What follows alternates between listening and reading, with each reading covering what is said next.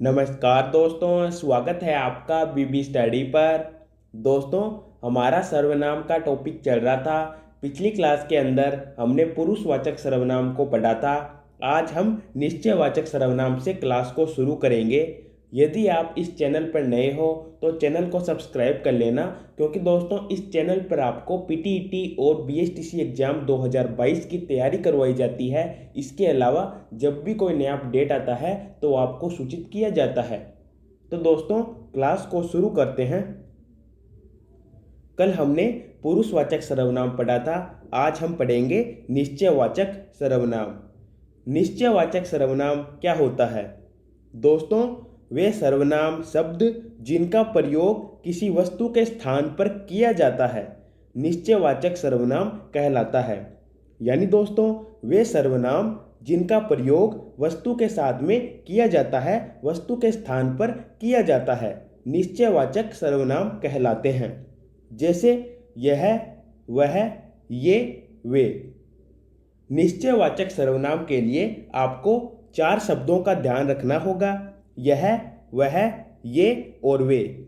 ये चारों निश्चयवाचक सर्वनाम के अंतर्गत आते हैं। एग्जाम्पल के माध्यम से हम समझने का प्रयास करते हैं। यह मेरी पुस्तक है।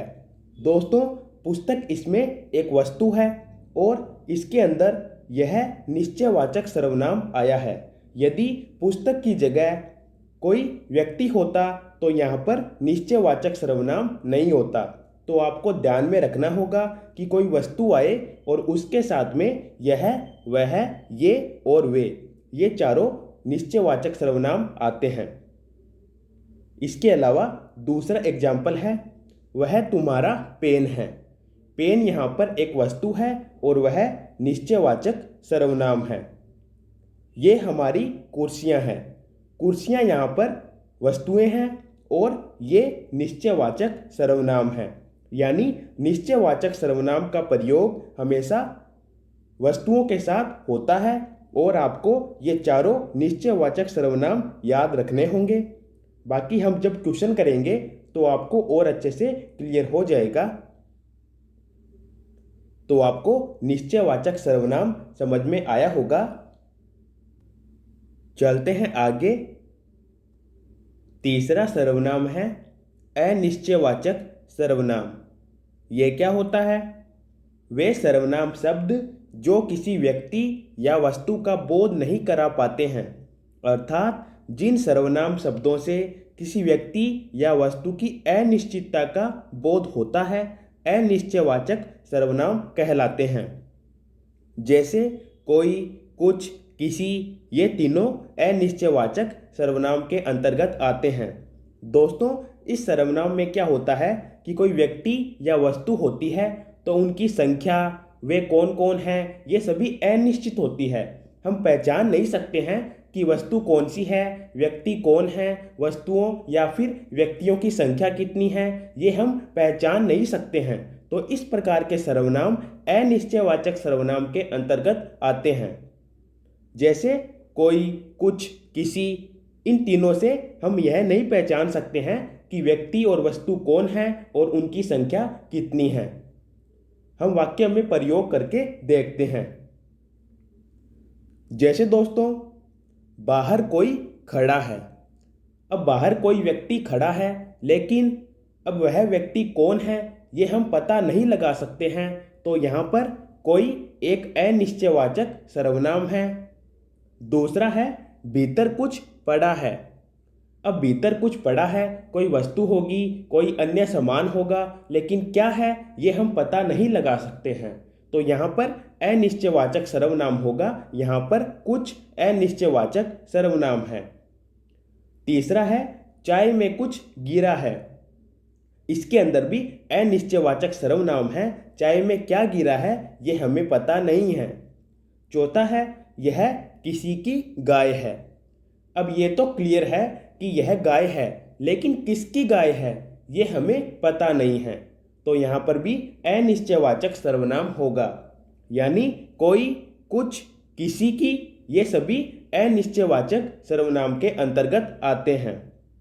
दोस्तों, एक चीज़ और आपको खास ध्यान में रखनी होगी कि कोई है ये अधिकांशतः सजीव के लिए प्रयुक्त होता है, कुछ अधिकांशतः निर्जीव के लिए प्रयुक्त होता है और किसी दोनों के लिए यानी सजीव और निर्जीव के लिए प्रयुक्त होता है। जैसे बाहर कोई खड़ा है तो बाहर कोई व्यक्ति ही खड़ा होगा ना, इसीलिए कोई सजीव के लिए प्रयुक्त होता है। चाय में कुछ गिरा है तो चाय में कुछ वस्तु कुछ अन्य सामान गिरा होगा, कोई व्यक्ति तो गिर नहीं सकता है ना, तो कुछ अधिकांशतः निर्जीव के लिए प्रयुक्त होता है और किसी सजीव और निर्जीव दोनों के लिए प्रयुक्त होता है। तो आशा करता हूं कि आपको समझ में आ रहा होगा। चौथा है संबंधवाचक सर्वनाम। वे सर्वनाम शब्द जो दो अलग अलग बातों के स्पष्ट समर्थ का बोध कराते हैं, अर्थात जिन सर्वनाम शब्दों का दो उपवाक्यों में प्रयुक्त संज्ञाओं के बीच संबंध का बोध कराने के लिए किया जाता है, संबंधवाचक सर्वनाम कहलाता है। दोस्तों, ये क्या होता है? इसके अंदर दो वाक्य होते हैं। पहले वाक्य का असर दूसरे वाक्य पे पड़ता है।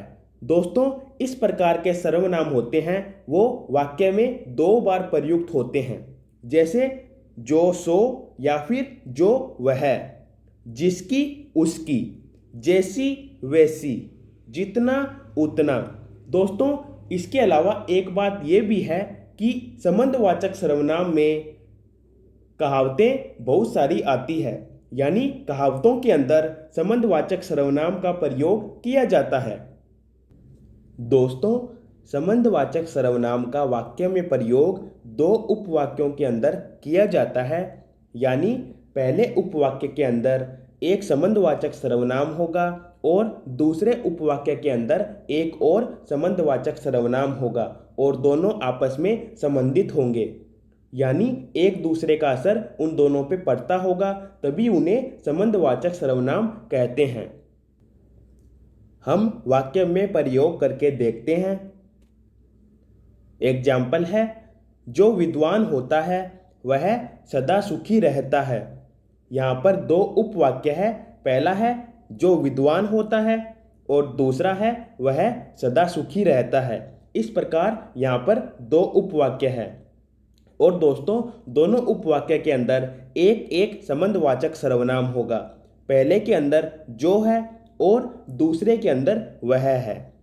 दोस्तों, दूसरे उपवाक्य के संबंधवाचक सर्वनाम को सह संबंधवाचक सर्वनाम कहते हैं, तो आप ये भी ध्यान में रखना। दोस्तों, ये दोनों संबंधवाचक सर्वनाम एक दूसरे से कनेक्ट हो रहे हैं, एक दूसरे से संबंधित हो रहे हैं और इनके कारण ही वाक्य पूर्ण रूप में आ रहा है। इस प्रकार इन दोनों को एक दूसरे से संबंधित करने के लिए संबंधवाचक सर्वनाम का प्रयोग किया जाता है।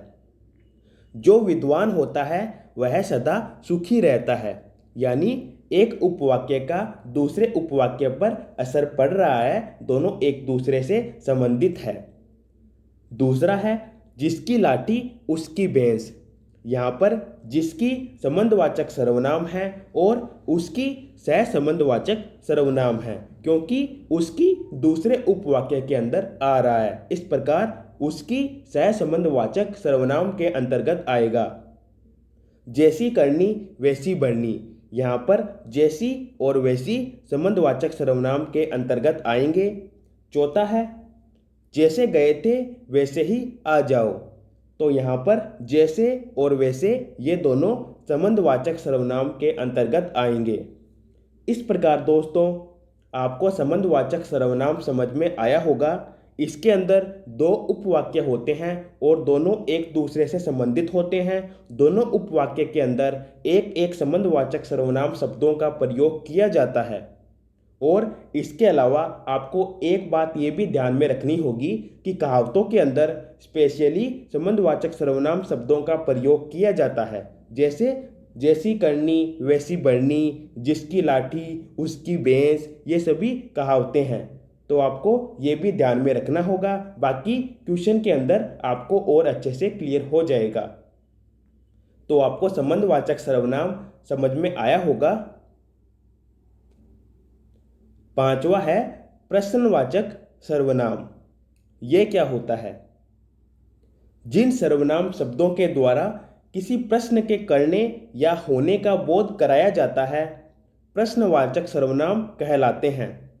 जैसे क्या, क्यों, कैसे, कहाँ, कब, किसका, कौन, कितना। यानी वे सर्वनाम शब्द जिनसे प्रश्न पूछे जाते हैं प्रश्नवाचक सर्वनाम कहलाते हैं। दोस्तों, आपको यहाँ पर भी एक बात ध्यान में रखनी होगी कि क्या का प्रयोग स्पेशली वस्तु के लिए किया जाता है और कौन का प्रयोग ज़्यादातर व्यक्ति के लिए या फिर प्राणी के लिए किया जाता है। तो आप ये ध्यान में रखना। हम वाक्य में प्रयोग करके देखते हैं। आप यहाँ क्या कर रहे हो? दोस्तों, इसके अंदर प्रश्न पूछा जा रहा है। यहाँ पर क्या प्रश्नवाचक सर्वनाम के अंतर्गत आएगा, क्योंकि क्या के द्वारा यहाँ पर प्रश्न पूछा जा रहा है। दूसरा है मोहन कैसे जाएगा। यहाँ पर कैसे प्रश्नवाचक सर्वनाम है, कैसे के द्वारा प्रश्न पूछा जा रहा है। तीसरा है वह क्यों नहीं आया। चौथा है आप कहाँ रहते हो। इन दोनों के अंदर क्यों और कहाँ, इन दोनों के द्वारा प्रश्न पूछे जा रहे हैं, तो ये दोनों प्रश्नवाचक सर्वनाम के अंतर्गत आएंगे।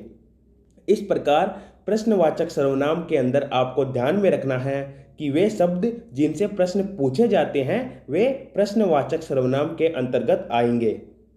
तो आपको ये सर्वनाम भी क्लियर हुआ होगा।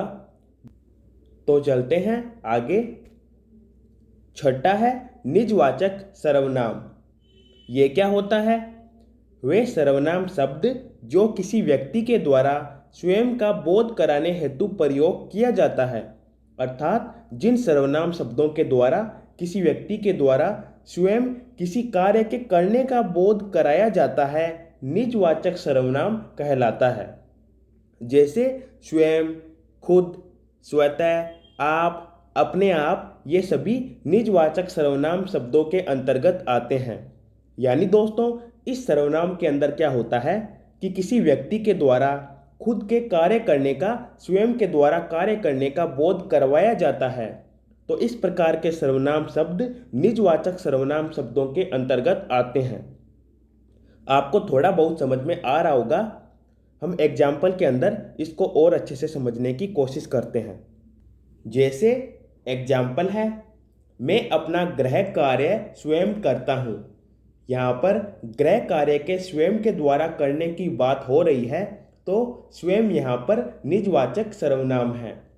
दूसरा है वह अपना खाना खुद पकाता है। वह यहाँ पर कोई व्यक्ति है और किसी व्यक्ति के द्वारा खाना खुद पकाने की बात हो रही है। तो दोस्तों, यहाँ पर खुद निजवाचक सर्वनाम शब्दों के अंतर्गत आता है। तीसरा है मैं घर स्वतः चला जाऊंगा। यहाँ पर घर अपने आप स्वतः चले जाने की बात हो रही है और स्वतः भी यहाँ पर निजवाचक सर्वनाम शब्दों के अंतर्गत आता है। तो दोस्तों, निजवाचक सर्वनाम के अंदर खुद के द्वारा कार्य करने की बात होती है और आपको इन शब्दों को याद रखना होगा।